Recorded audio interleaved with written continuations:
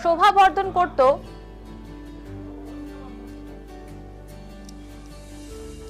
একসময় বাংলার গ্রামে প্রায় প্রতিটি গৃহস্থ বাড়িতে শোভাবর্ধন করত উড়ুন গাইন। বর্তমানে বিদ্যুৎ এবং যান্ত্রিকতার ছোঁয়ায় বাঙালি প্রায় গ্রাম বাংলার এই ঐতিহ্য ঢেকি এবং উড়ুন গাইন হারিয়ে যেতে বসেছে। তবুও পৌষ সংক্রান্তি এলেই খোঁজ পড়ে এই ঢেকি বা উড়ুন গাইনের।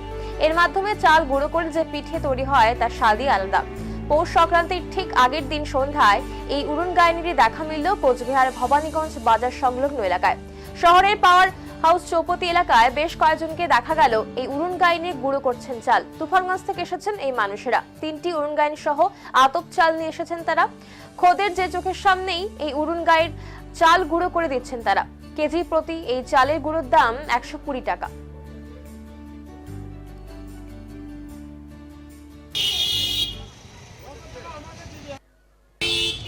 এটা কি হচ্ছে এখানে? চালের গুঁড়ো হচ্ছে। কত টাকা কেজি চালের গুঁড়ো? 120। কত বছর ধরে করছেন এখানে? কোথা থেকে এসেছেন?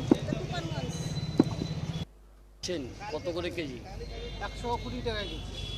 কত বছর ধরে এখানে বেচছেন? এখানে এই বছর দিয়ে 4 বছর। কত কেজি প্রতিদিন চাল বিক্রি করেন চালের গুঁড়ো? প্রতিদিন বিক্রি করি না, বছরে বিক্রি করি। বছরে 2 দিন? হ্যাঁ, বছরে। কবে এসেছেন? আজকে না কালকে? আজকে। কতদিন পর্যন্ত থাকবেন? কালকে পর্যন্ত থাকবে। কোথা থেকে এসেছেন? তুফানগঞ্জ থেকে। নিলেন? চাল নিয়েছেন? হ্যাঁ, নিলাম। কয় কিলো নিলেন? আধা কিলো।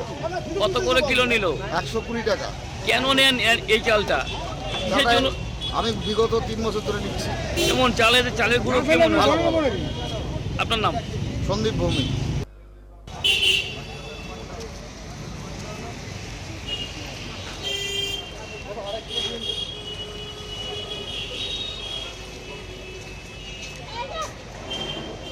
ভুগান